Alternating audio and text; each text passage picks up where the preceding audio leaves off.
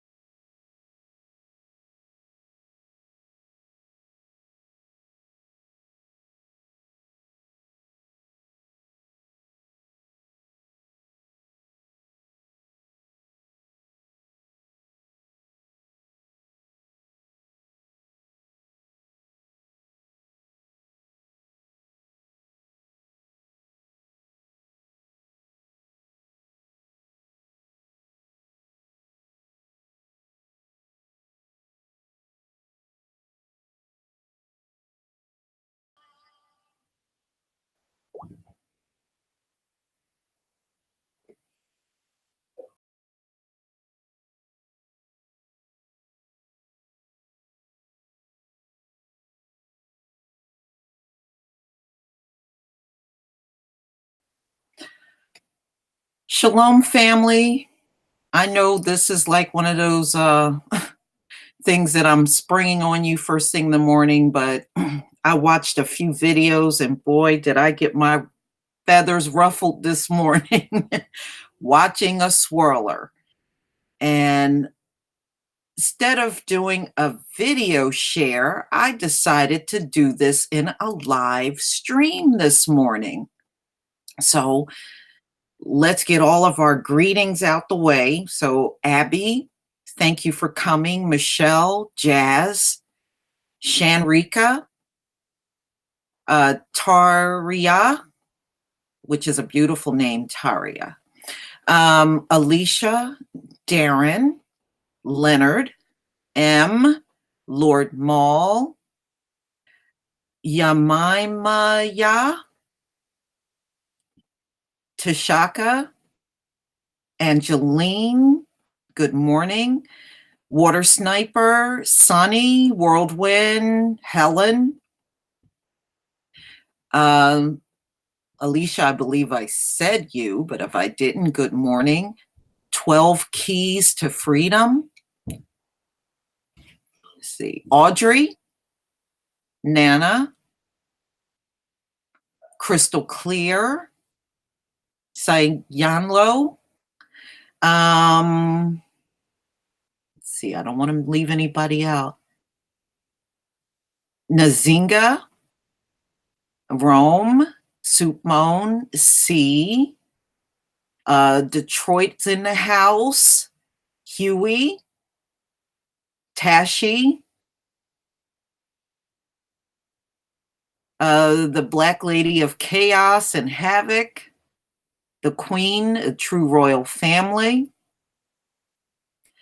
Teflon, let's see, Jamal, Lovely Queen, Mr. Punch Out, I am SARRJ, Teflon, Jordan,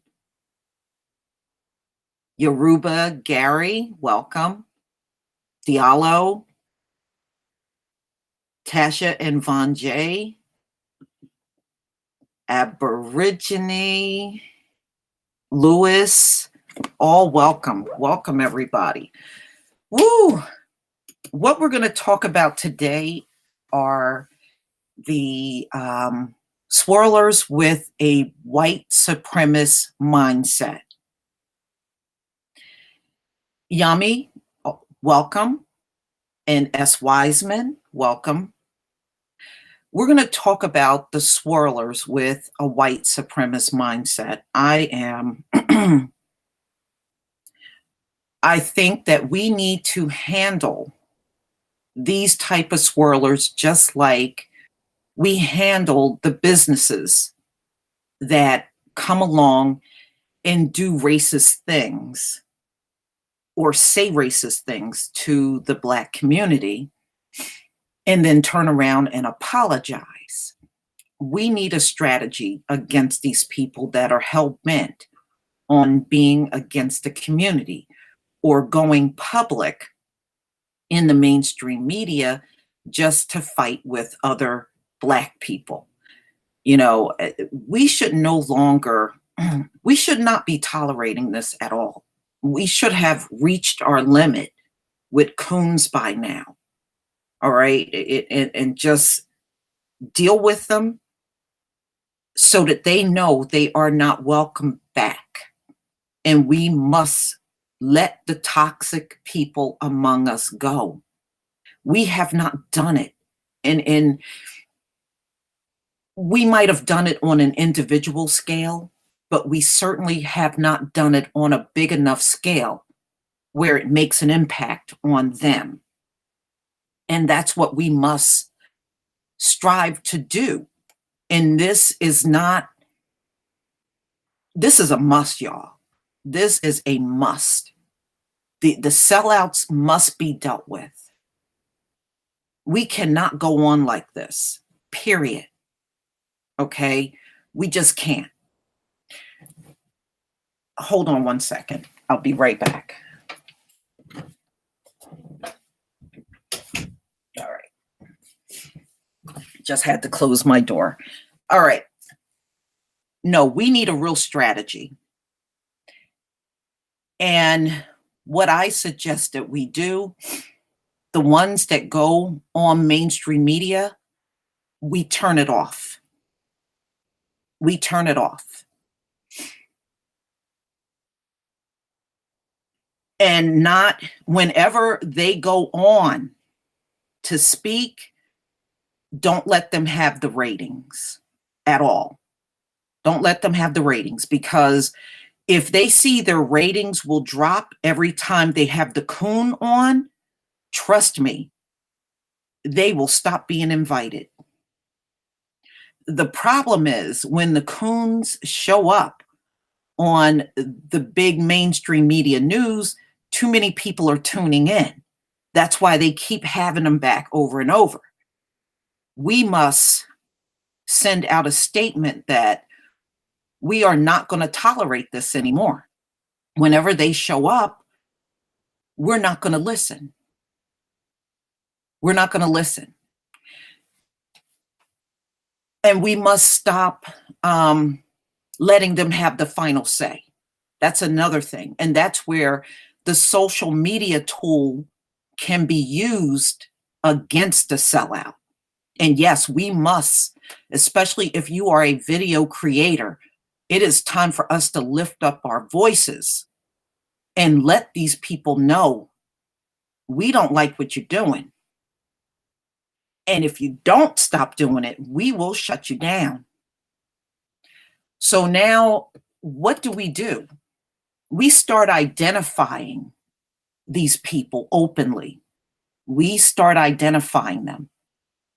And then once we identify them, we come out against them. And then after we say our piece, from that point on, we ignore them.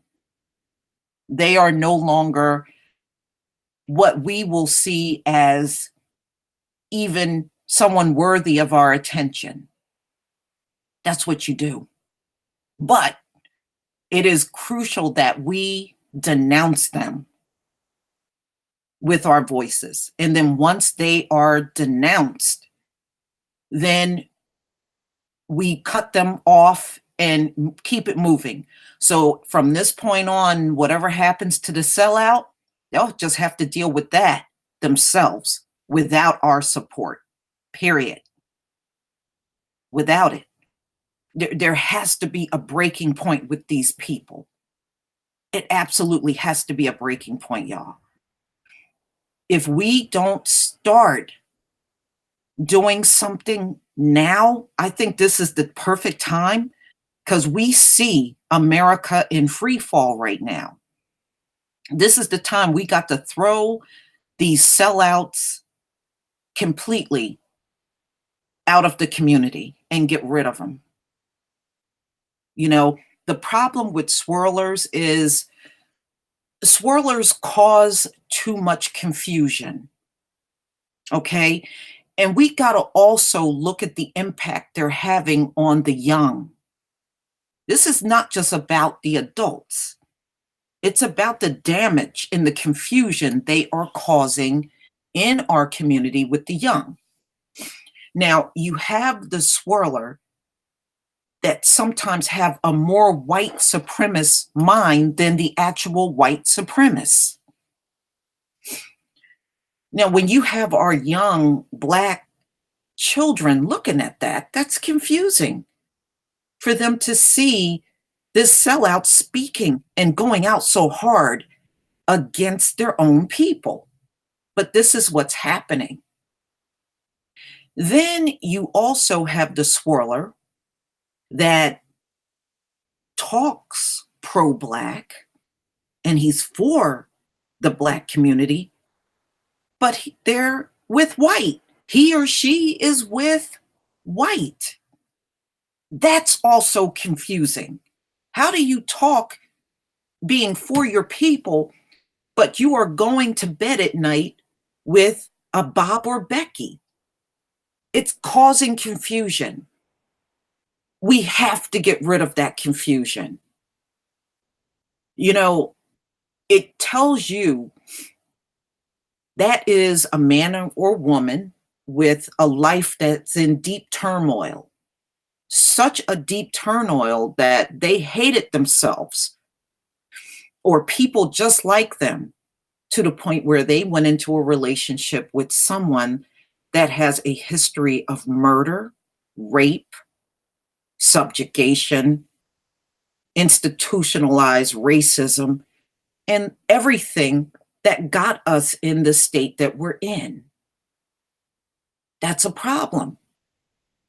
You know, so even the coon that's speaking up for the community, but turns around and only dates Becky or Bob or Brad, like S. Wiseman is saying, that's a problem. Again, we can't allow this confusion to filter down to our children. So something has to give, y'all. You know, personally, I've been ready to take a stand against the coons, but we either have to do this or we're going to still move ahead being bulldozed by the coons. And right now, and we know the state of America in the climate, it's always been a racist place. But the mainstream media in this country only put the coons on the air. All right. Anyone that don't have that white supremacist mindset and you are Black, they got a problem with you. So just because the mainstream media keeps propping these people, it doesn't mean we have to accept it, and we shouldn't accept it, period. When do we draw the line and stop the mainstream media from having any say in who we choose and who we don't choose? That's our decision. We don't let them have that power. We take that power away from them and take it back. And right now, they are possessing that power because we're not fighting enough. Okay, we're not fighting enough against these people. So until we do, hi Mega, old school, until we do, we're going to keep dealing with this situation. So I'm going to show you 2 videos and an article. And this is all going to be pointing towards Pastor Mark Burns and his recent comments in the media over the last 2 days. Good morning, peeps. Good morning, S. Mac. And he's been making some very harsh comments, and you can tell this man is married to a Becky because he got the art of deflecting down to a science. Whenever he can't deal with talking about Haiti and sending the Haitians back and everything Trump has said about, calling their nations, the Africans and the Haitian nations, Africa's a continent, a shithole, he goes to the African American argument. So the man, you can tell he's married to a Becky because he got the art of deflection down to a science. Okay, he knows how to deflect better than your average caucasoid do. So let's go ahead and look at this first video. I'm going to go ahead and share my screen with you. Do that right now. And then we'll just kind of talk in between the videos.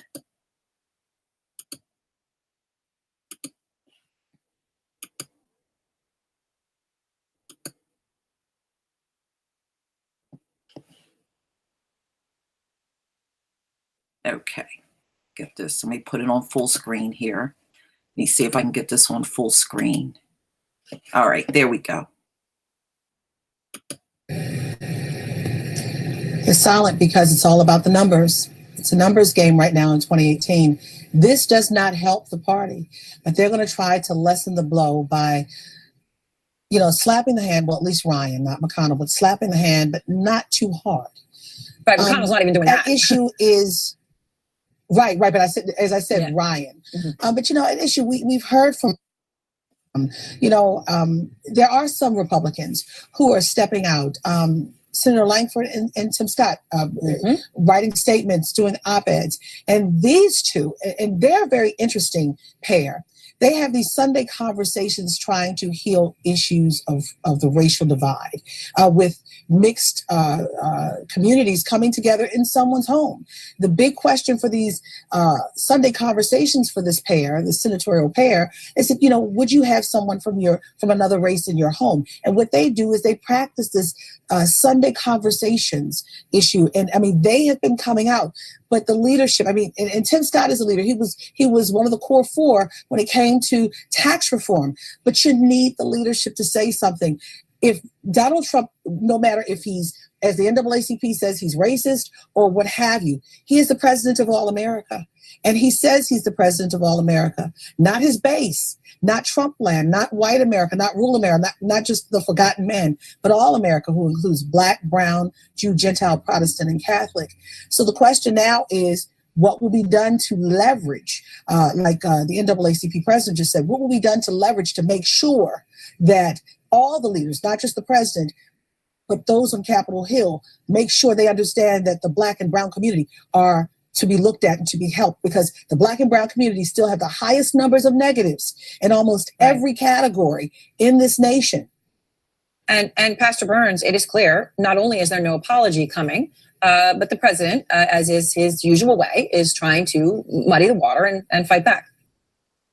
Well, first of all, I think we should, understand who all was in the room. The president has already said he did not say it. And let me just be clear. I don't use the language, nor would I, would be pushing anyone or supporting anyone that would speak derogatory of a country. And I like to know which Africa country he actually called it an asshole, supposedly called an asshole. But the thing is, we weren't in the room. We're only using information based off of people that were in the room. There were other people two in Republicans, the room, Democrat, Republican in the room. And there were two Republicans that were in the room. White House hasn't denied it. Right. And there were two other Republicans that was in the room that clearly stated that they don't recall at all the president saying that. So that's, you have to admit, that's pretty pathetic. You either recall or you don't recall that happened.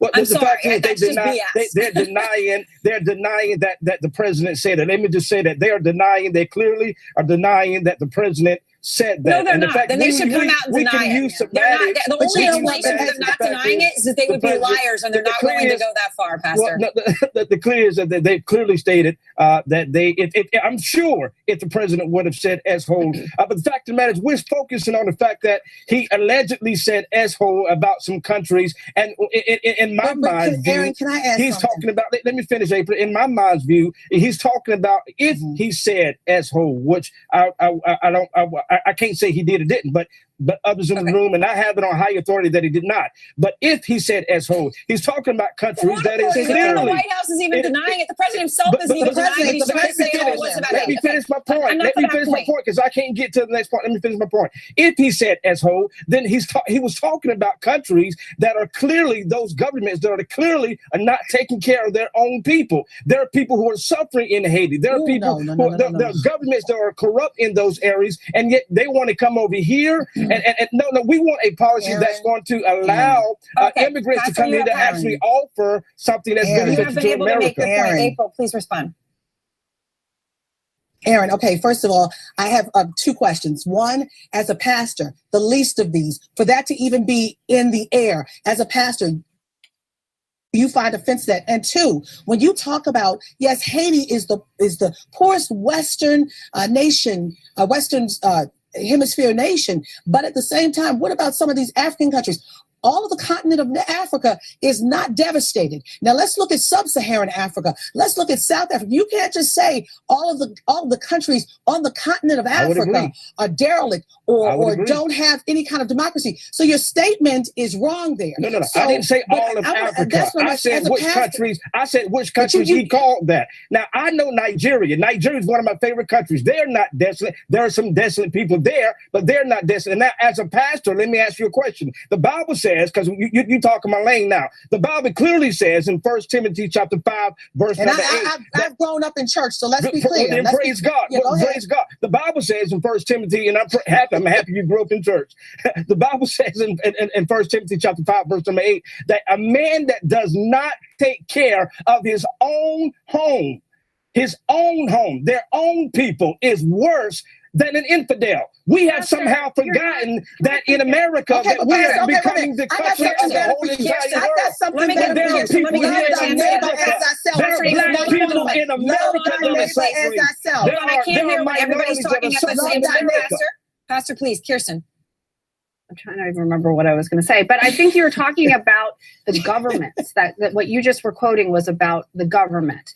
We're talking about the people that are coming over. So for what you're basically saying is that if you come from an S-hole country, that you're an S-hole person. No. That's not correct. Even if this country is filled with people who came from terrible countries with terrible governments, right, and they fled here and they came here. Those are the exact kind of people I would think a pastor would be saying we would want them to come to the country, and they've been major contributors to this country. As a pastor, as the shepherd, yes, feed the homeless, yes, feed the poor, yes, help them raise themselves up. But the thing is, it is not the responsibility of the United States of America to be the country of the whole entire world. It is our job to empower those leaders to raise their own people up. Now, what you're saying that President Trump has clearly stated, let me finish though. President Trump has clearly ran on a Make America Great Again principles. Make America. There are black people in America that are suffering. There are minorities in America that has a low interest rate home. So we're talking about, we should be focusing on the unemployment rate in African American communities that is at an all-time high in the history of the unemployment. Your interaction with the president today, because I think it's important in light of what Derek Johnson just said, saying it's very clear he's a racist. You asked him these questions after the MLK speech. Here is your exchange. Well, here's the question. Mr. President, will you give an apology for the statement yesterday? Mr. President, did you refer to African nations? Did you refer to shitballs? Mr. President, are you a racist? Mr. President, will you respond to these serious questions about the statement? And he did not respond. And April, I want to make a point. He loves to respond. Today, no. Yes, he does. Yeah.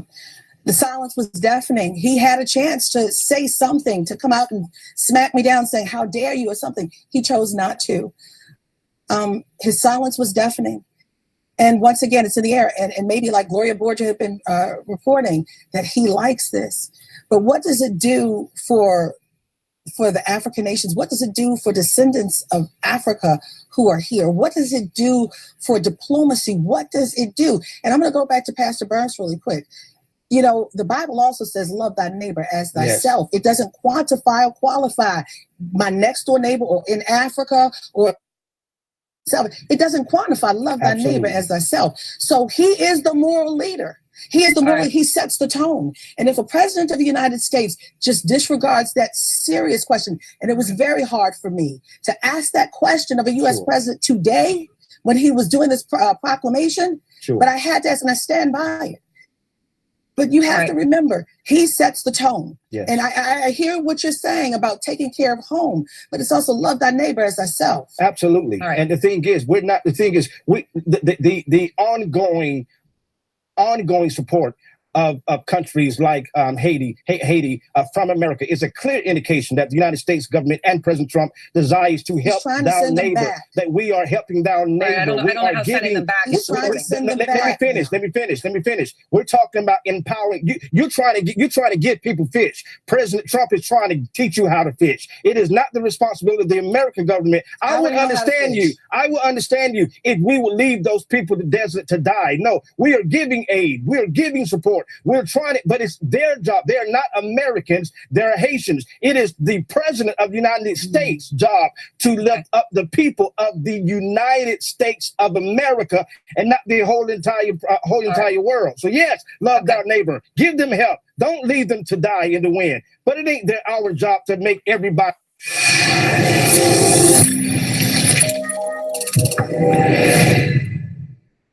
Okay, y'all. Did you see that?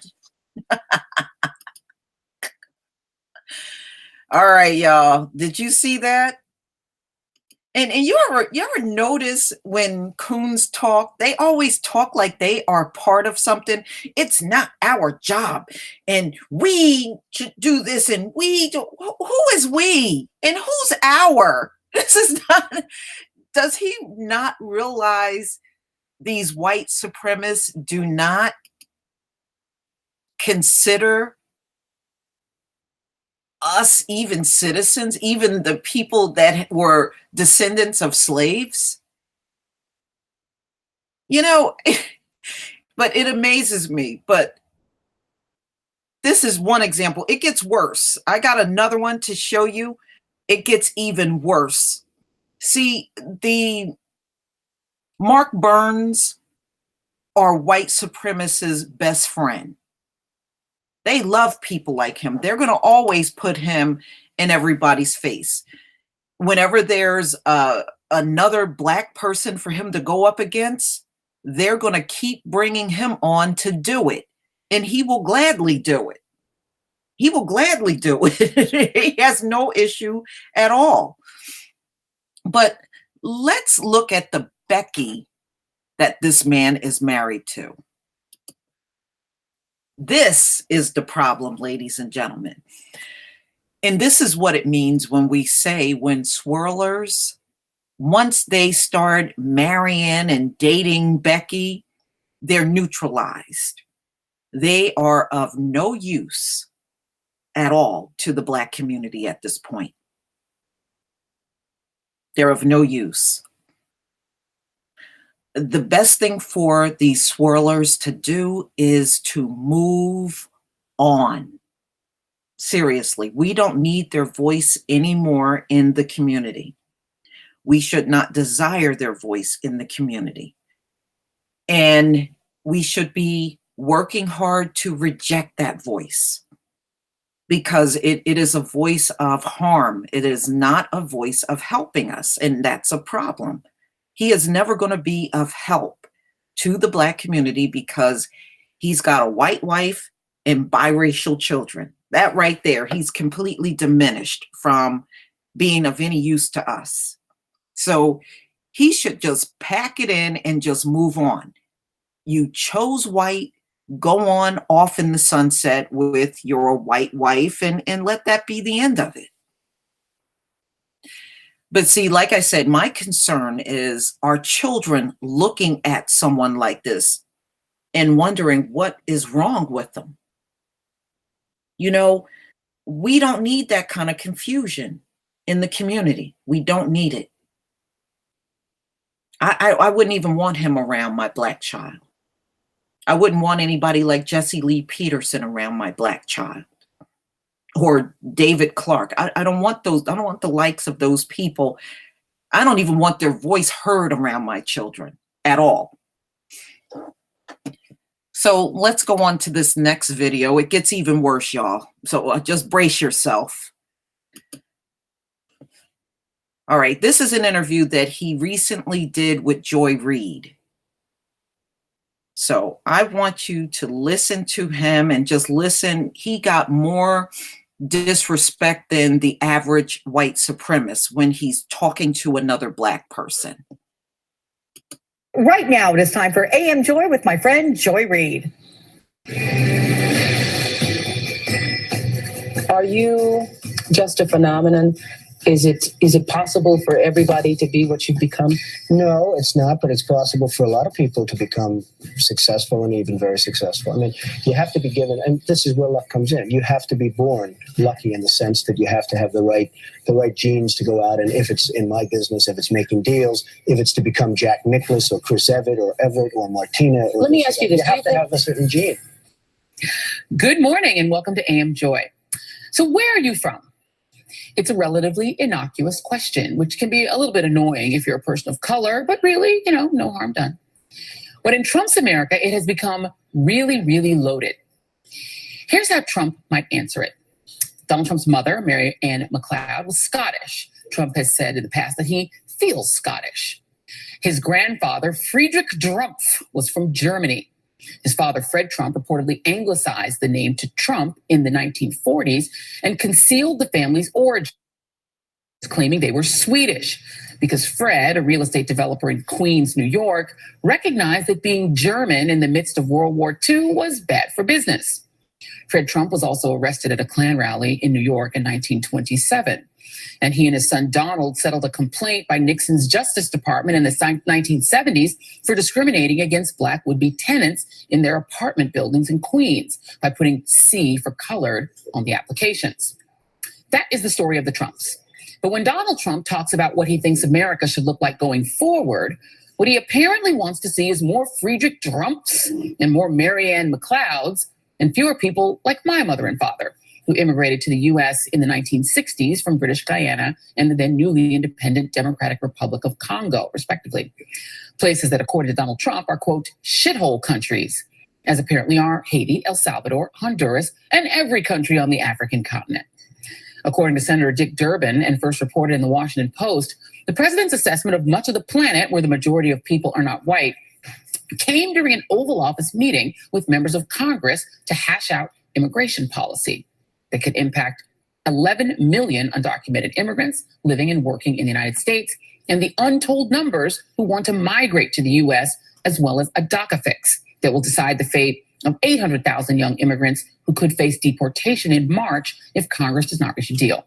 And joining me now is Pastor Mark Burns, co-founder and CEO of the Now television network and a member of the Donald Trump Evangelical Council. And Pastor Burns, first of all, good morning to you. Thank you for being here. Morning. So what is your reaction to Donald Trump calling the entire African continent, all 54 countries, and significant portions of the Caribbean, including Haiti, shithole countries? Pardon my language. And I know you're a pastor. Well, if, and this is allegedly, he said, and let's just be clear, this is an alleged, because there are two other members of Republican members that were in there, and they denied that the president stated. They didn't. They denied, or they said that it didn't come down the way that it has been portrayed. The president made it very clear. One second before you go any further. The two senators you're talking about are Tom Cotton and David Perdue of Arkansas and Georgia, respectively. They did not deny that the president said it. They said they could not recall what the president said. And in fact, no one has denied it. And this is cut 6 for my producers. The White House issued a statement following what happened, and they too did not deny it. Their response to whether or not the president said what he is alleged by Dick Durbin to have said was, certain Washington politicians choose to fight for foreign countries, but President Trump will always fight for the American people. So no one has denied what he said. Well, let's just be clear. Obviously, if because again, we still don't have proof. No one's denied he said it. We don't have proof. Lindsey Graham also said he said it. We don't have proof. Lindsey Graham, we don't have proof. Excuse me, were you in the room? Because the people in the room said that he said it. Were you in the room? I don't have to be, because people in the room said he said it. There were people in the room also said that he did not say it. No, there was no one in the room. Wait a minute. Hold on a second. From the White House that he did not say it. Really? High authority. So were you in the room? No. So were you in the room? The bottom line is, so can you say it for a fact, Joy, that he said it? Yes, I can. Lindsey Graham. You cannot. You're taking other people's words for it. And you're taking other people's words. As opposed to your highly placed sources. So I'm saying allegedly. That's all I'm saying. Lindsey Graham, excuse me. Lindsey Graham, who also confirmed to Tim Scott, his fellow South Carolina senator, that Donald Trump said it, said following comments by the president, which he acknowledges, he said, I said my piece directly to him yesterday. The president and all those attending the meeting know what I said and how I feel. I've always believed that America is an idea, not defined by its people and its ideals. So Lindsey Graham, who is one of the most servile supporters of Donald Trump, also says he said it. So let's move on from that. I think it's cowardly. Let's move on from that. Let's move on from that. If he said it, they should come out and say he said it. I agree with that. They absolutely are cowardly for not saying it to cameras, as Dick Durbin did. Now let's get to the substance of it. What are your thoughts on the president of the United States referring to the 54 countries on the African continent, Haiti, and other countries as shithole countries? Your response to that? Well, first of all, it would be preposterous if it was said. I mean, I would disagree wholeheartedly to even call these countries, Nigeria, African countries, plenty of countries that are not S-hole countries. I mean, so I would completely disagree, disavow any type of a language that is spoken. That's not how I would speak, and I wouldn't want to be connected to people who would talk like that. But let's just get to the real heart of the matter. But you are connected to the president because you're on his evangelical council. his words and not his deeds. The fact is, there are many of those countries like Haiti who are in destitute. They're in the worst situations because of governments that are not taking care of their own people. Now, we're talking about people leaving their own country and coming to America, when in reality, President Trump clearly ran on a Make America Great Again policy, which is why he won. Americans want people, if they do come to America, to offer something that's going to be better for America, not simply send people who, because of their weak, broken governments, dishonorable in a lot of ways, governments in some of these countries who are not taking care of their own people. The Bible says in 1 Timothy chapter 5, verse number 8, that a person is worse than an infidel when they refuse to take care of their own people, of their own kind. And so I just believe President Trump was simply saying, it is clear that we loved our neighbor. People say, well, Pastor, what about love thy neighbor? Well, of course, we loved our neighbor, which is why we love them a lot. We send hundreds of millions of dollars of aid to many of these countries. And these corrupt governments and corrupt leaders are taking advantage of the people that are there. Even the Clintons, who allegedly stole millions and millions of dollars, do a quick meme, so they can do a quick meme and say, look what joy looks like on television. But the fact of the matter is, we do love our neighbor. We do help. We don't leave people destitute. We send, and those millions of dollars could be coming to America to help other Black people, other minorities. Can I get a word in edgewise? Can I get a word in edgewise on AM? It is your show. Okay, good. It is your show. So you quoted, I want to unpack a couple of things you said. You quoted 1 Timothy 5-8, and that verse refers to a man who would not take care of his own family and immediate family. There's another verse in the Bible. I'm a church girl. All right. I used to teach Sunday school back in Denver, Colorado when I was in high school. So I love a Bible verse myself. So let's talk about, hold on a second. No, we're going to have church this morning. I have a pastor on, so I'm going to go ahead and I'm going to quote the word of the Lord. Isaiah 10:2.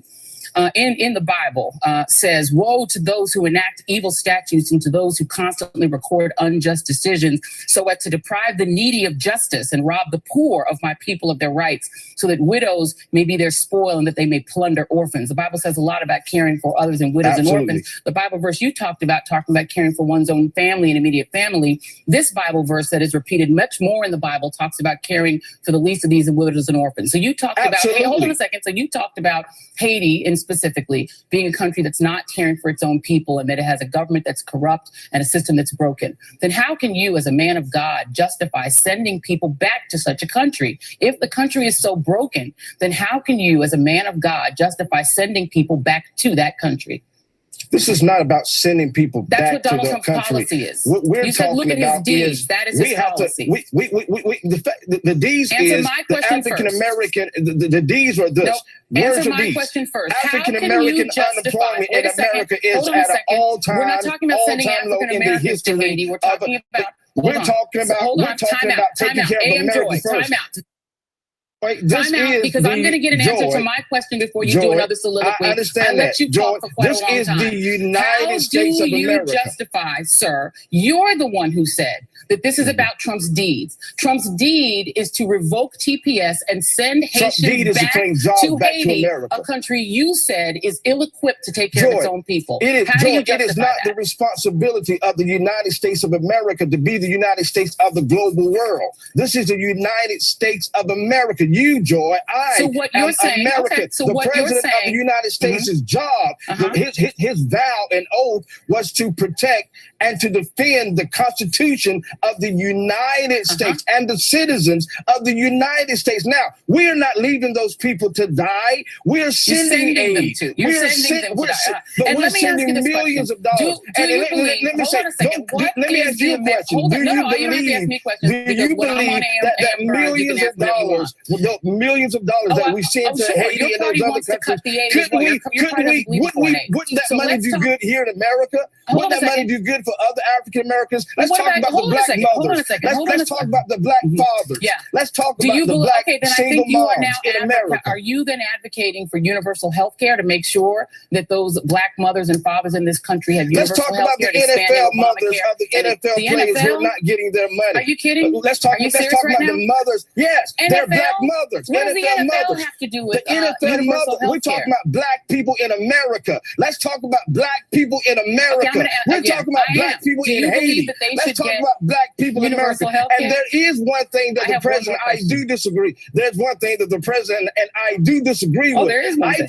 Yes, I disagree that I don't think we need more, in reference to his Norwegian immigration policy, I don't think we need any more white liberals coming to America. I think we need to share it all and open the door. As we open the door, we don't need more white liberals coming to this country. So are you saying that you want to have a policy based on people's ideology? So, well, Norwegians have been quite clear that they don't want to come here and give up their universal health care. This is America, Joy. I have one more country. I know where I live. One last country. I'm going to ask you one more question and attempt to get an answer to it. You know what? I'm one of them, so I happen to know that there are. So am I. So am I. So what is? And they're suffering, Joy. So we're talking about Haiti. What is the role? President Trump. I'm going to give you one more chance to answer my question, and then we're going to be done here because you're actually wasting my time when you talk over me. Joy, and you're don't wasting answer my time when you're not talking. Oh, well, then if I'm about wasting your Americans. time, then goodbye. Thank you very much for being on the show. Thank you, Joy. Pastor Bye-bye. Mark Burns. Let's bring in our. All right. She actually did the right thing in this particular case by cutting him off. But you see how he went all hard in with another black person. And this is what the coon with the white supremacist mindset does, ladies and gentlemen. This is what they do. They will be even more deflective. You see how he was deflecting and start talking about African Americans when the conversation was about what Trump said, you know? So you can tell he's married to a Becky because he is definitely the master of deflection. She taught him well because he got it down. Okay. But it gets even worse, y'all. Keep your eyes on the screen. It gets even worse with this dude. This is the article that came out today after his interview with Joy Reid. Look at what this says. Pastor Mark Burns filmed a video in which he said Joy Reid should consider moving to Haiti after he and the MSNBC host had a heated debate during his appearance Saturday morning on her show. Burns appeared to have filmed the video in the car, picking him up after the contentious interview. He also posted the video on Twitter. Reid immediately fired back on her show, saying she and Burns were not friends. Okay. So he went straight to the media and he took to Twitter against Joy Reid after that interview to put her on blast. Okay. And she, of course, you have made it. a week from now. There's another deadline. She also made it clear, I'm not friends with this dude, you know, but this goes to show you what level he took this to. He did an interview against her in the media and took to Twitter. Okay. This is what I'm saying when I'm telling you the swirler with the white supremacist mindset. And that's exactly what he has. Okay. This is what he has. The only way to deal with him is to let him know he is of no use to the black community, and we shut him off. Whenever we see him appearing on TV, we have to stay away so their ratings will drop. Trust me on this one. If their ratings drop every time he appears, they're going to give him the axe. The white supremacists are not going to use someone that's going to make them lose money. Losing ratings means they're losing money. Yeah, Joy is too, but he's even worse. He's even worse. And he's gone out. Let me just get back and I'm going to stop sharing my screen. He's an even bigger coon, and I've seen him go out against several black people before in the past. So, you know, anybody in the mainstream media is going to be a coon, but this swirler is an exceptional white supremacist mindset coon. You know, the bottom line is you can't be in mainstream media here in America and not have some coon in you. It's just the way it is. You got to understand, most of these major news organizations are white, Republican owned. And they do what they do best, keep people that think like them on the air 24/7. And a voice like mine would never get a chance on there. Okay, not even a fraction. That's the way it is. We have to look and learn and understand why Haiti and Africa are in the conditions that they're in. They are poor largely because of the United States and other Western nations. And what do? They overthrow governments like we saw in Zimbabwe. They have destabilized places as we saw in Libya. They rape the land like we see all the time in various parts of the world. All over the world, they're raping the land. And they are responsible for the poor conditions that we see in Africa and Haiti. And see, they do what they have done all throughout history. They cause these conditions and then point at these places and say, well, they're so poor and they're this, and they put the blame for those nations being poor back on the citizens when they caused it in the first place. Right, years of colonialism. Exactly. Okay, slavery and colonialism and imperialism. Do you know, I think it's France, they still collect colonial tax from African nations? Colonial tax. They charge them a colonial tax. Okay? So, you know, that's why I disregard white people when they make statements about Africa being poor and Haiti being poor, because they caused this condition for them. They caused it. Okay? Just look at the history. They are the one that caused the conditions, and now you're going to bitch about it? You know, these folks have no room to talk at all. You know, I have to laugh. You know, the fact that Trump is even suggesting that these countries are shitholes, maybe he needs to take a deeper look within America. We have cities and rural areas in America that are shitholes too. Okay, he doesn't have to look beyond America to find a shithole. We got plenty of them right here. So if he is so concerned about the shitholes, then maybe he needs to fix the ones that are in America.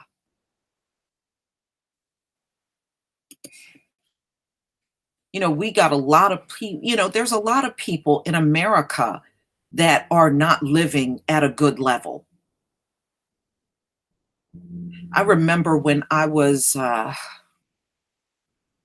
guess this maybe 10 years ago, I had met this Afro-Puerto Rican woman, and she moved to New Jersey from New York. And she was saying, you know, my husband and we're fixing up our house. And I said, okay. So, you know, I just figured they bought one of those fixer-upper homes. You know, a lot of people do that. You know, they're cheap, and then you can kind of bring value to the house by fixing it up. She was telling me in New York, there were some homes that people were living in that didn't even have windows. And she was like, believe me, this is better from where we came from in New York. So how do you call other places shitholes when there's plenty of shitholes right here in America? Plenty of them. In fact, when the Syrian refugees went to New York. I should go and find that article. They were saying the conditions that Black people lived in New York was worse than what they lived in Syria. Okay. They came from a war-torn country and said the conditions where they were in New York was worse than what they lived in Syria.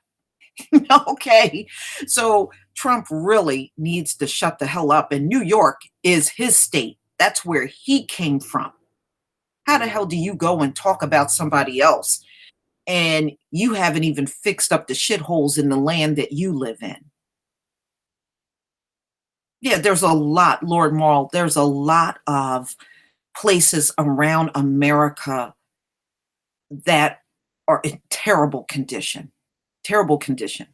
But, and largely when they talk about the inner cities, they're responsible for the poverty in the inner cities. Everything still points right back to the white community.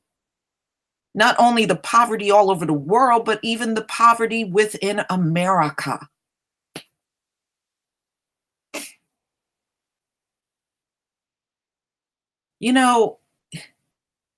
Instead of criticizing Africa and Haiti, and these are significant things. I know a lot of us, how we feel about immigrants. I get it. But you got to look a lot harder in what Trump is saying. Believe me, if he thinks this about people that don't even live in this country, that came from somewhere else to America, this is how he feels about the Black people already here too.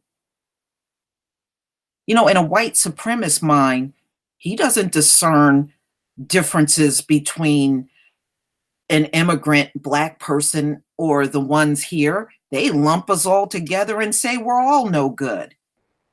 Okay, that's how they see it.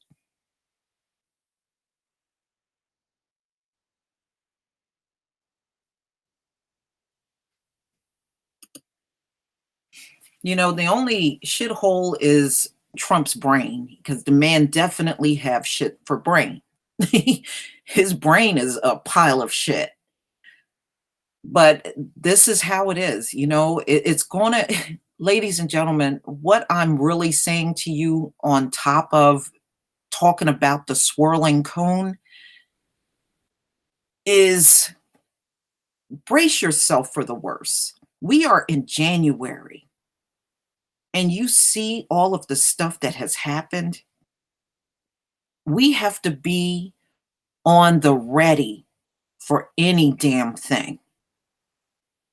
With Trump in charge, if anything falls apart in America, this government don't have our back. Historically, they never have. So you have to be ready for anything. And we've always had white supremacist presidents in this country, but Trump has to be by far the worst we've seen in the 21st century. I won't say he's the worst of all time, but he's definitely the worst in the 21st century. So we have to be ready for anything, y'all. We just do, and get over the shock value of any racist thing that comes from Trump. Trump is a white supremacist.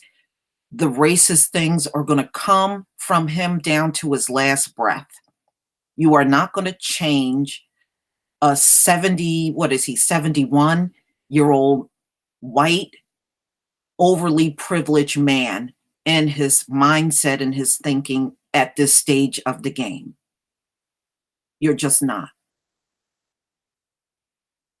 So we just have to be ready and just know that we have to look after ourselves. There is no government or anyone in political power that have our back. And that's the truth. We can't even turn to the Congressional Black Caucus and say, well, you know what? They got our back. They don't.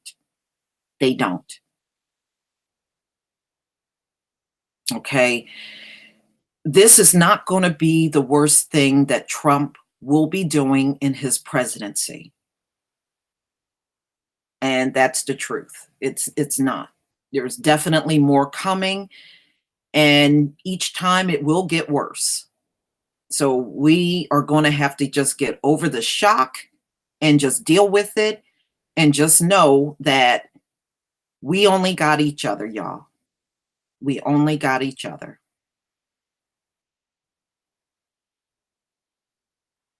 You know, I will be doing another live stream later on today, but that's with patrons only. Okay, that's with patrons only. And the live streams that I do with them are not the same kind that I do with everyone else. Yes, it's one. It's not the same kind that I do with anyone else. So it's a whole different stream that we do. Exactly, Vampire Greg. We are all we got. And that's what this is coming down to. So, you know, that's why, you know, some people, when they made comments, they were like, well, those Africans and those Haitians come over and say, treat us this way and that way. But you got to see beyond what Trump is saying. Trump don't like Black people, period, whether they're from here or from somewhere else. This is why he made the statement, why can't we get more people from Norway? That's because he really, if he could figure out a way to get all people of color out of here, he would do it. He would do it. You know, and see, these devils would do it in a way where they would pitch you out of here with nothing but the clothes on your back. If they could do it anyway, if they could figure out a way to do it that way, they would. But America is a dying nation. Its population is declining. You know, what they consider a dominating population is dying. And they can't do without us, because financially America would crash if Black people left this nation. This place would crash. It is not enough white people to support this country on their own, not financially. I mean, look, we're all here.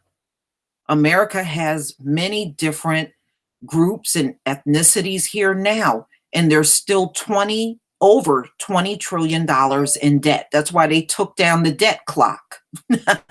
That's why they took it down. Look, they're in tons of debt with us here. Can you imagine what would happen if we left? It would be over. And they know it, but see, they can't come out and tell you that they need the Black citizens here. They got too much ego to do that, but they really do. They really need us here. They would not survive without us. Period. So believe me, if they could have got rid of us, they would have done it a long time ago. They haven't, because they're not in any position. The white citizens in America cannot carry this nation on their own. They can talk all the shit about going back to Africa and talk all kinds of shit about hating us and we got low IQs. But the bottom line is they cannot live without us, period. Despite everything that they say, period. They're bringing pregnant Russian women here to make angry babies. It's not going to work, though. Sonny, guess what? Russia also has a declining population. It's not going to work. They're getting these women from another country that has a declining population. They may be able to make a few babies at best, but they are not going to be able to make enough to replenish the white population. They can't even replenish their population in Russia. So how the hell are they going to cross the ocean and do it here in America? It's just, don't even pay attention to what they're doing. It's not going to make a difference. Okay. Russia, in fact, Russia's population is declining worse than the population here in America. It is a global thing with the white European. Their decline is global. So it doesn't matter where they pluck these women to get pregnant and have babies by American men. It doesn't make any difference. It is not going to resolve their issue. What's happening to them is biological. It really is. It's just like any other hybrid. After a while, I think after so many generations of hybrids reproducing themselves, it gets to the point where the gene pool just weakens. And genetically, they are just not strong enough to keep replicating themselves because they're already at a disadvantage by even being a hybrid. Hybrid means they are more than one thing. And we know they're Neanderthal, rhesus monkey, and have some human DNA and fruit flies and other things in their dog in their gene pool. So just like the Neanderthal could not keep themselves here, now you're seeing their offspring not being able to keep themselves here. Remember, they came from Neanderthals, and there are no those Neanderthals from that lived up in the caves, they don't exist anymore. They died out. So just looking at the lineage that they came from, they have no chance of making it. It's all genetics. That's why it's happening on a global scale. And it's about to get worse for them in this country because the drug epidemic is going stronger than ever. Their suicides are off the chart. And now they're baby boomers. This is all going on at once. All going on at once. They can't, bringing people over from Russia is not the answer. They're not even going to be able to replace the baby boomers that are dying out. That's their last biggest population in the white community. Those Russian women are not going to be able to replenish all of those deaths. They can't. And I think they're stupid anyway. So you can tell it's all for money. Just think about it. They're having a reproduction problem in their own country, but they're going to cross the ocean and help another country outside of themselves? That's stupid. It's all for money. And it's a waste of time. It is not going to work.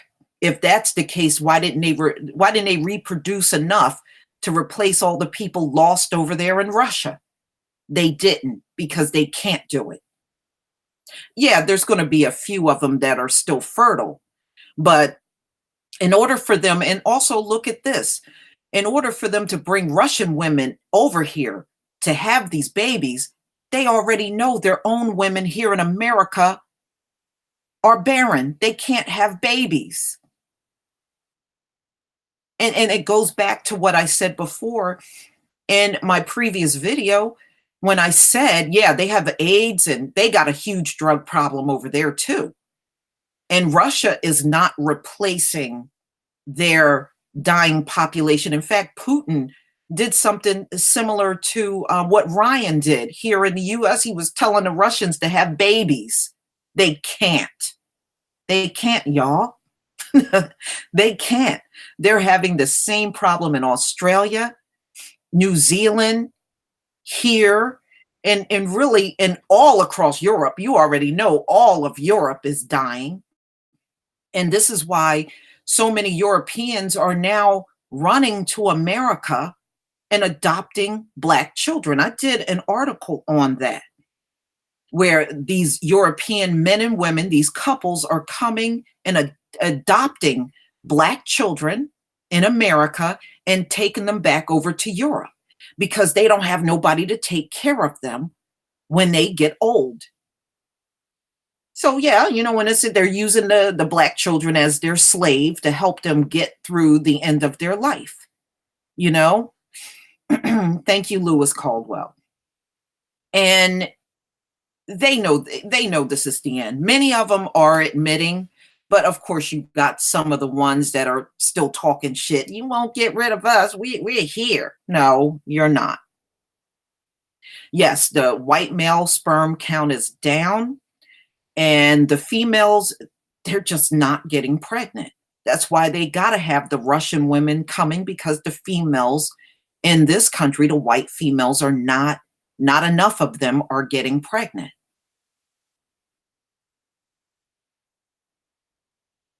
And again, it goes to that hybrid. They are not full human. So genetically, it's like each generation that came, the genetics weakened out to the point where they can't just have an abundance of babies.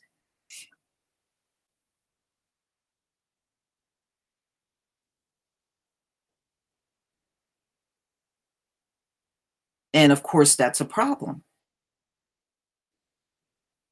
You know, and it brings me back to the swirling. You know, if you see what's going on and you see genetically there is something going on with them, why would you want to give your egg or your sperm to these people?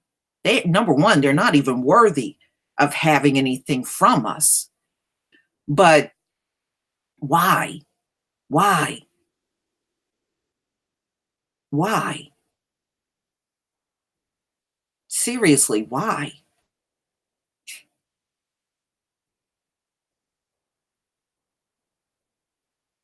You're a full human and you're giving your sperm and egg to a hybrid? Yeah, something's definitely wrong with some of our people.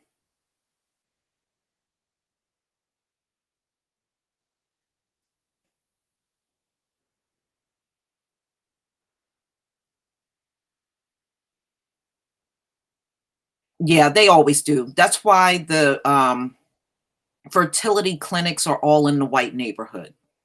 It's always been that way. They've always struggled with having babies, ladies and gentlemen, even during chattel slavery. The maternity wards in the hospital was because of them. So many of them during home births died, or the baby died to the point where they had to come up with the hospital and maternity wards for them. That was really for them. So they always had a problem with carrying a baby and having a baby and all that stuff, and even nursing their babies. That's why many of them gave their babies to Black women, because the Black women were not having a problem nursing a baby. The white woman was having a problem even nursing her own baby. And what I mean was her body was not producing enough breast milk. So they would hand the babies over to the Black women to nurse their babies.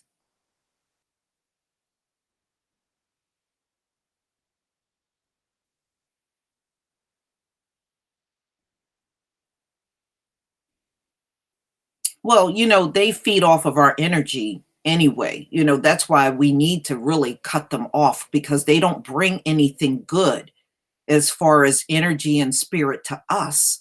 So we should not be dealing with them. You know, the problem with America, America is a what they call a melting pot. But we're not supposed to be all mixed up and intermixing with each other anyway. You know, everybody is supposed to be with their own group. If that were the case, it would have been less chaotic and murderous in this country. But they're trying to blend everybody all together, and it's simply not working. It's not working. Plain and simple, it's not working, and it's not going to work. It was never meant for us to be all mixed up together like this. And until everybody goes back to their own group and community, there's no chance of ever having peace in America. We know we're not going to have peace in Babylon. Okay, we already know we're not. But mixing everybody up, that's the biggest mistake ever. Biggest mistake ever. You know, and the only thing integration has done, it has kept us in a very disadvantaged position in this country. It has also broken the spirits of our children. Our children have to, in many cases, go to school every day and deal with these demons in the classroom that are in there just going against your Black child. I know many of us want to believe, oh no, my kid did just fine. And trust me, I've been in classrooms with white teachers, and they do and say a lot of underhanded racist things to those Black children. Okay, whether you think your kid is doing okay in those classrooms or not. I've had too many of those teachers in my lifetime, and I know better. Okay. I even had a teacher cuss at Black students before, a white teacher, and witnessed this in my classroom. So believe me, I see how they used to single the Black kids out and punish the Black kids, but when the white kids flip off at the mouth at them, they do absolutely nothing. I done seen all of that. So you're not going to tell me about some good white teacher that your Black child have, okay? You know, I don't want to hear it. Those women are only in the Black community to keep your kid from ever catching up to the white kids. That's their only goal in the Black community. They're not there for any other reason. Okay? White females are not in these schools because they love your Black kids. It's contrary. They can't stand your Black children at all. I had a good friend that was a teacher assistant, and she was Black. And she told me every time they took a break inside of the teacher's room, she said all these white women would sit together at the table, and every child they hated in their class were Black kids. They would sit around this table talking about each and every child in their class that they absolutely hated. And they said every single child they named, she told me every single child they named in their class that they hated were Black. Every single child they sat around in that room and said they could not stand were Black children.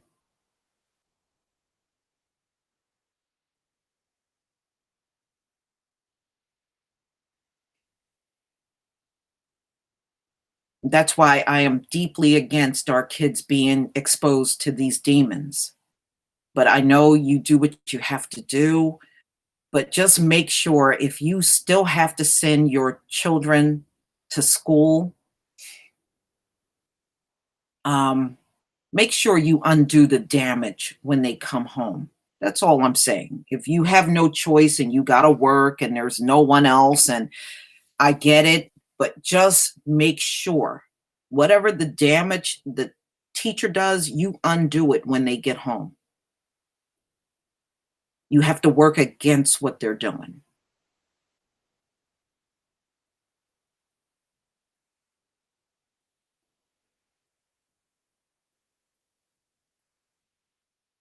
Yeah, I had that happen too. I had teachers do the same thing. I would write a report and they would say, "Oh, I'm shocked. Why are you shocked?" You know, and they expect us to be stupid. And when we're not stupid, they are in deep shock. But only stupid ones are them. Really, I mean, the only stupid ones really are them. Let me tell you a story. I was always really good in math, and my father was good at math. So he taught me, and I ended up being really good at math. I went all the way up to calculus, y'all. And I was getting the highest grades in class I was getting the highest grade in class, right? There was an Asian student in the class that was getting the second highest grade in class. Do you know what this white teacher did? She just couldn't stand me being in that number one spot. So this is what she would do. And I know what she was doing. That's why I just kind of blew her off. She would always sit in class and go, Asians are so smart. Asians are just so smart and intelligent. And oh, and this Asian and that Asian. She talked him up, despite the fact that I was outperforming him in class. I knew what she was doing. I knew what she was doing. As young as I was, I knew this teacher was propping the Asian kid up just so she would not have to look my way and acknowledge the fact that a Black student was outperforming not only this Asian kid, but the white students in the class too. See, that's the psychological games that they play on you. And my cousin, I have a cousin that's a nurse. She had a similar situation. She was outperforming many of the white students, but the teacher spent all of her energy praising the white students and ignoring her. And she was sitting there outperforming those white students. But see, that's the kind of stuff I'm talking about that your kids have to endure in those classrooms. So even if that teacher is not acknowledging how intelligent your child is, when that child gets home, you make sure you acknowledge it. You make sure they understand that you are well in tune in what your teacher is doing and what's going on. And so they are totally unaffected by it.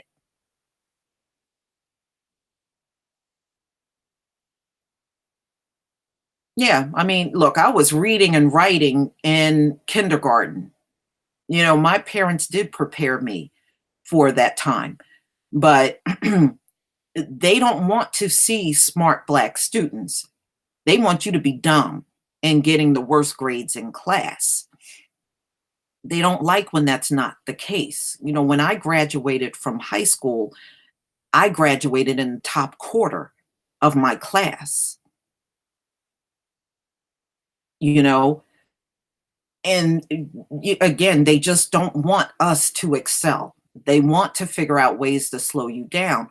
But really, technically, it's impossible to slow us down, especially if you require, because that's what my parents did. They required me to read books and to, especially history and things like that when I was growing up. So I was always reading a book, even during the summer, I was reading books. So that's the kind of things that you want to do with your children. Yeah, they do. Sharon, they purposely give your child a low grade. I've seen them do that also. That's why I say I'm hip to what these teachers do. And that's another reason why these white teachers are in the classroom to give your kid the worst possible grade and then try to turn around and say, see, they're not all that smart. No, they are. Your Black children are smart. But she is going to always downplay their intelligence. They're going to always downplay how intelligent your child is. You know what, Lewis, that's when it begins with the white teacher. It begins in kindergarten. Your kid is going to first notice racism then, because they'll go out of their way to treat the white kids in the class better than they do the Black kids. And it starts in kindergarten. That's when your child will notice it for the first time in their life, being around these damn cave devils in kindergarten. That's when you'll notice it. White kids do something, they don't get in trouble. Your Black child does something, they're in trouble. Or the white teacher goes out of their way to treat the white kids one way and then treat the Black kids another. That's when it's noticed in kindergarten.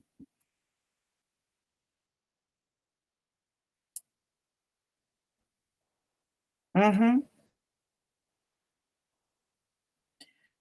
Yeah, I grew up in Pennsylvania, and I remember when we moved to New Jersey, we took a field trip back to Pennsylvania. And on the City Hall building in Pennsylvania is William Penn, who was a Quaker.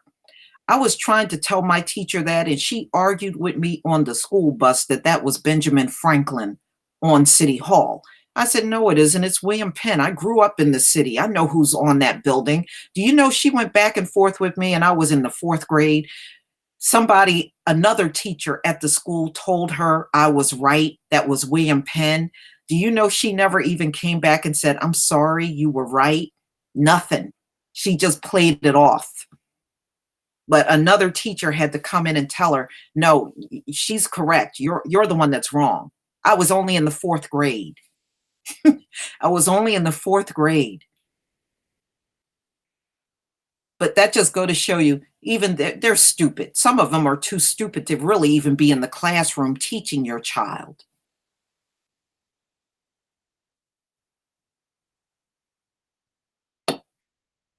Oh, yeah. Oh, yeah, Lewis, I remember I had one teacher, one white teacher, and she used to always hug the white students. She would do this blatantly in front of the black kids, and the black kids in the class she wouldn't touch. But she always had her arms around the white kids, hugging and kissing on them and everything. And the black kids, she kept you at a distance. I didn't care. I didn't want her gorilla lips on me anyway. So she was doing me a favor. I didn't want her on me. But I'm just saying that is the kind of sneaky stuff these white women do in those classrooms with your kids. So just make sure you know what's going on at every turn with them being in those classrooms. No, many of them are incompetent. They don't realize many of the kids, even in white schools, don't realize they've been dumbed down. That's why they can't compete with the European kids. The European kids are a little better as far as education is concerned, but the ones here in America, they really themselves have been done. They've been dumbed down as well. Because look, how do you control a population? You keep everybody stupid. That's how you do it. The more stupid they are, the more docile they'll be, and the less likely they're going to be in challenging the people that are in charge. This is what they want. They want a population that's never going to challenge them on anything. So in many cases, they've been dumbed down. They're just too stupid to realize it, but they have been dumbed down too.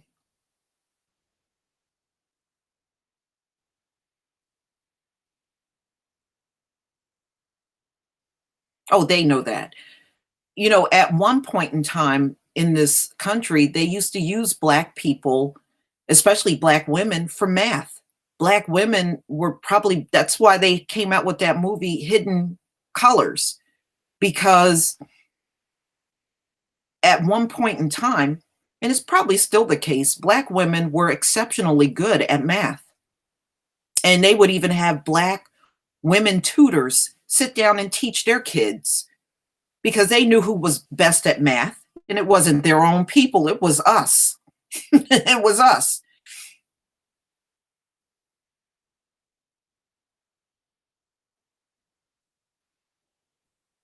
Right. The school system is just to make your kid accept white supremacy. That's all it is. I tell you, if I could make every Black parent homeschool their kid, I would have done it by now. Yeah, Hidden Figures. You're right. I said color. You're right. Hidden Figures. In fact, I have that movie.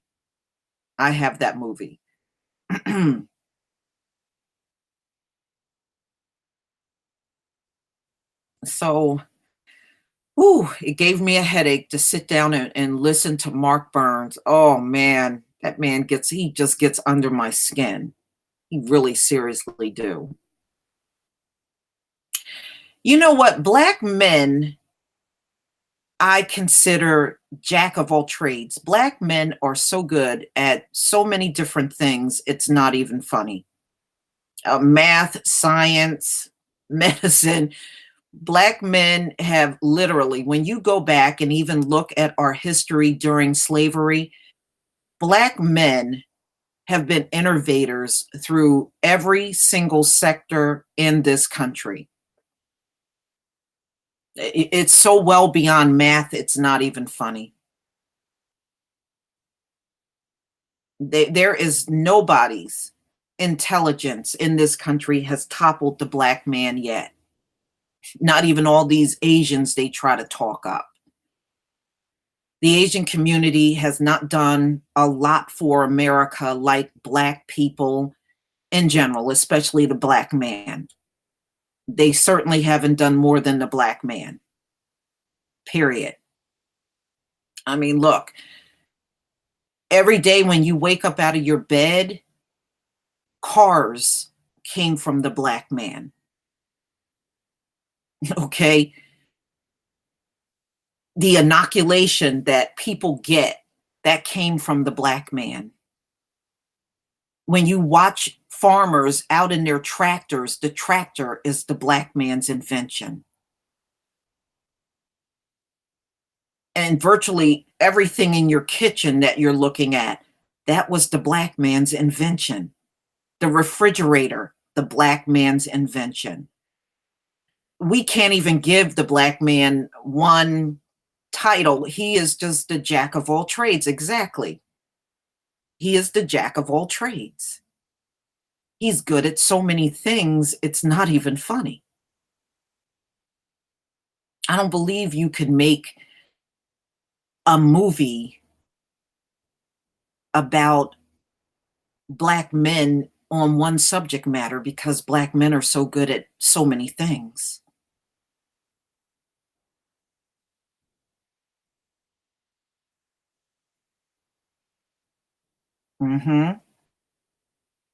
I mean, all these technologies come from us, right? Refrigerated trucks, the light that comes on and off in your refrigerator, that's all Black inventions. Every day when you get up out of your bed, the air conditioner is a Black invention that came from a Black man. The light bulb, that's right, the light bulb came from a Black man. Hell, they didn't even make their own flag. Betsy Ross had a Black slave that was a seamstress. She made the American flag. Betsy Ross didn't make shit.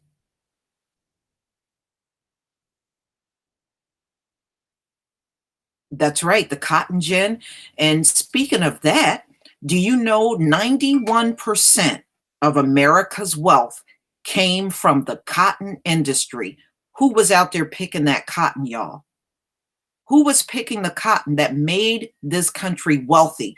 That's where America's bulk of their wealth came from, the cotton industry. And they were able to sell that cotton all over the world. That's how they became wealthy. Everything they became wealthy on, Black people had a direct hand in it. Period. That's right, the stoplight. That's right. That's right. Everything they became rich off of in America, we had a direct hand in it. They can't exclude us if they wanted to. They couldn't exclude us if they wanted to. Jack Daniel's whiskey. That's right. That's a Black man's invention. Ice cream. You got it. Potato chips. All that came from us.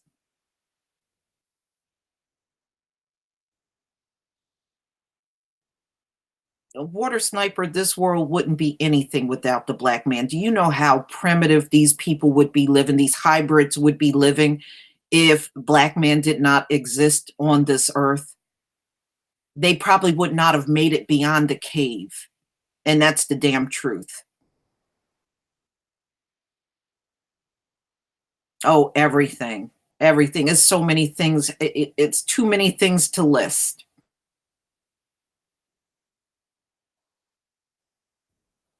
This is why, if you notice, everything that our Black men and women created furthered humanity.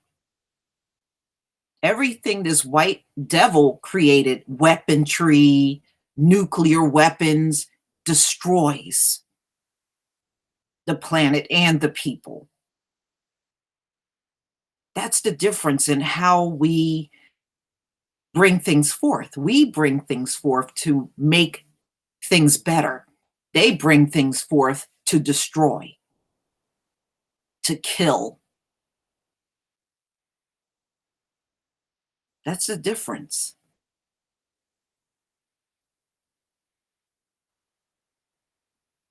I don't think I could even make a video on how many things were done. That video would have to be hundreds of hours long if I had to do it. Yeah, they only make weaponry, guns, missiles, nuclear war, raping the land, tearing up the land. You know, that's their inventions. Anything that's going to destroy, that's what they do. Whenever those Black people came up with inventions, they were just trying to make the job easier for themselves. That's why it makes sense that the inventions came from Black people. It makes no sense that inventions would have came from white people because they weren't even doing the work. So why would the inventions come from the people that were not doing any work? It makes no sense.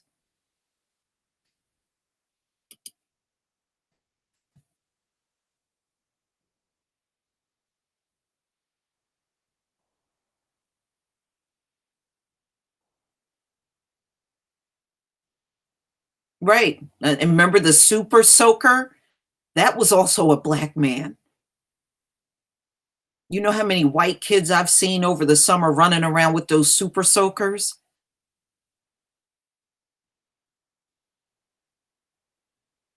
Well, they claim they came up with medicine, but when you really look at their medicine, all they did was combine Chinese and African medicine together and then claim they came up with it. That's what they've done. That's what their medicine is. That's why I laugh when the trolls come on here. We invented medicine. No, you didn't. You stole Chinese and African medicine and you combined the two. That's not, I ain't creating nothing.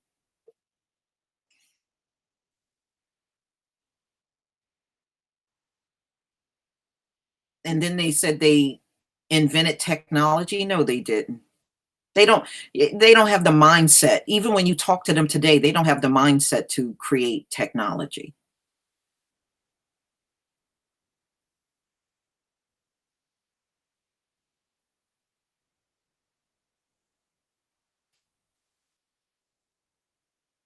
Hi, Sirius.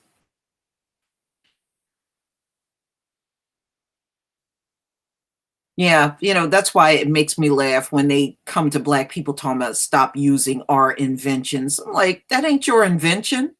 What the Trust me, if we went down the list of everything that was created by Black people in this country, they'd be the ones not allowed to touch nothing.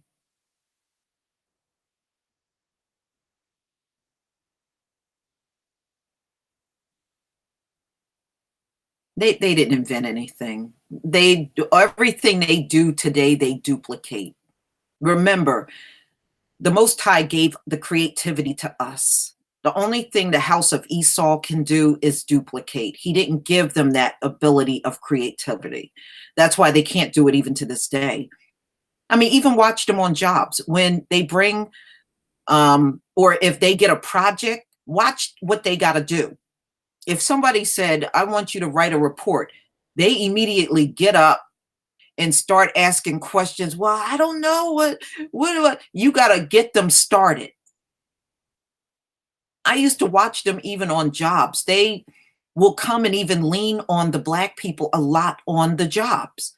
But of course, when it comes time to take credit, they take full credit for shit that they needed a lot of help with. That's just how it's just their nature. You got to understand that this is just their nature. Yeah, they're just duplicators. They're not creators. He didn't give the gift of creativity to them. That's why you saw all of the inventions come from Black people, especially Black men. It all came from Black men because the creativity was given to the Black man, not the white man.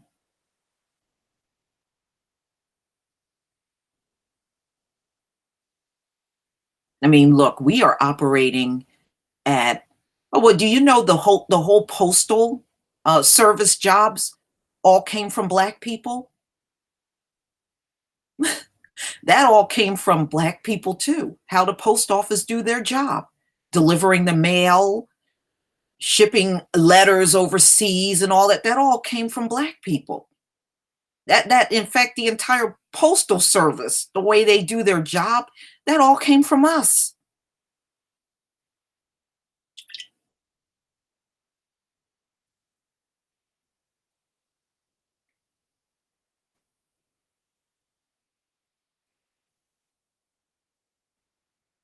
And look, we are still in captivity and not working at full capacity.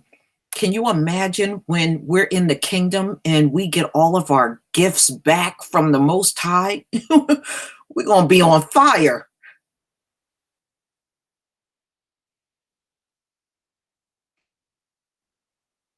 And the thing is, we would have flourished well beyond this point if it wasn't for white supremacy. Can you imagine? We look at all the inventions our people made up until now.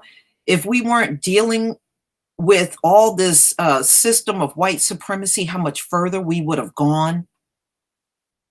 See, this is why they had to fight to slow you down.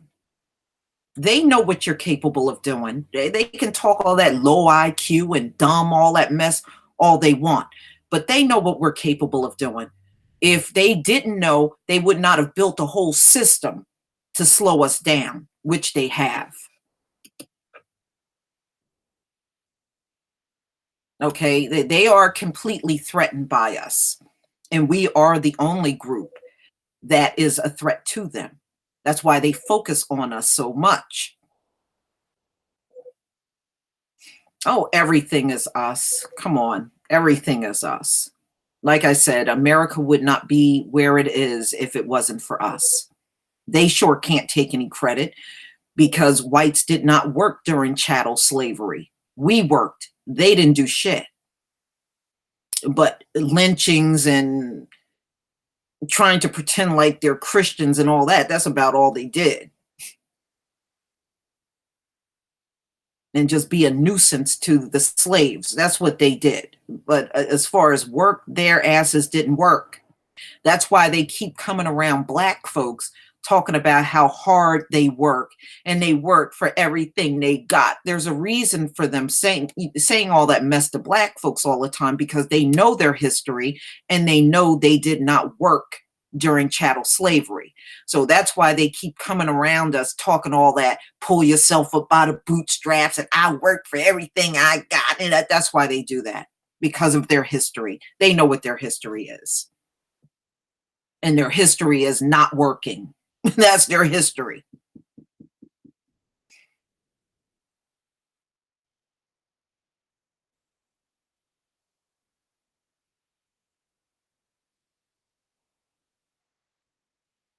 Yeah.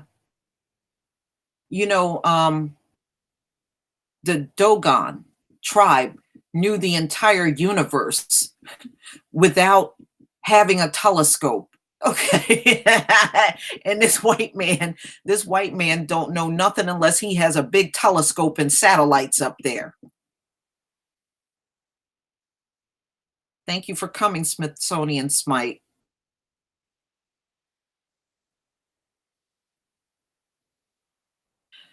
Well, yeah, you know, they have to set up an uneven society because they really can't compete with us at all, August Dreams. They can't.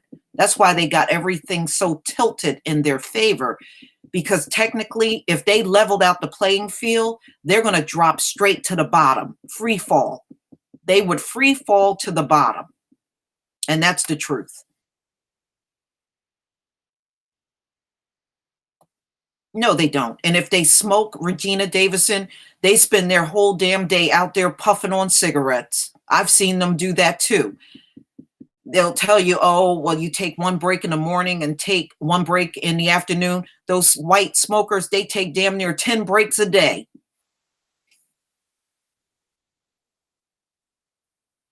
Well, that's why I laugh, problem solver, when they say, how could you be so ungrateful after everything we've given you? Well, what did you give us? Shit that you stole? What did you give us? A bunch of shit that you stole?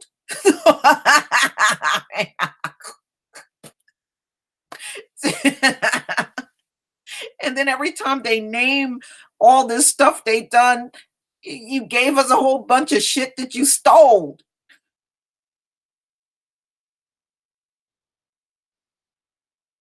There's a reason why they wanted to sit their asses up in the patent's office. You know why? Because it gave them a chance to take the real inventor's name off and put their name on it. They gave us a bunch of stolen stuff, y'all, and we should be grateful.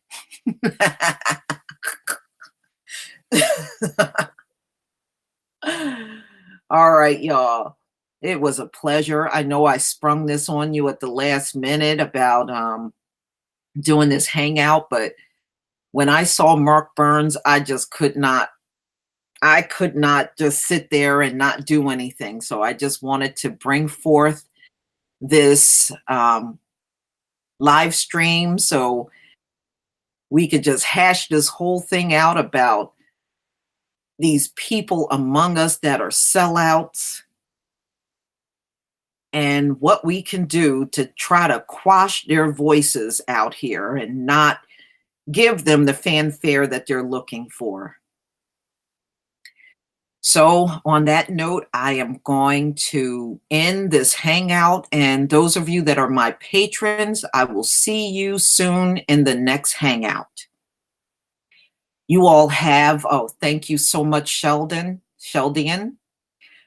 I do appreciate that.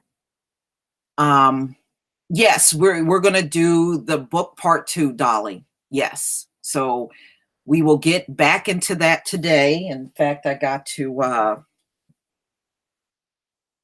get that all together.